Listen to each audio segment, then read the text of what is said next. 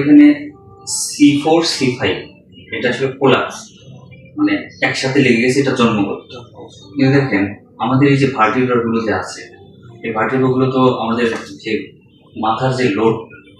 Load carry করার জন্য প্রতিটা সিগমেন্ট তো সমানভাবে কি করবে, বাট মাঝে এই দুইটা যখন কোলাপস হয়ে গেছে তখন দেখা যাচ্ছে যে আপনার এই লোডিংটা এর উপরের সিগমেন্টে বেশি পড়বে অথবা নিচের সিগমেন্টে বেশি পড়বে।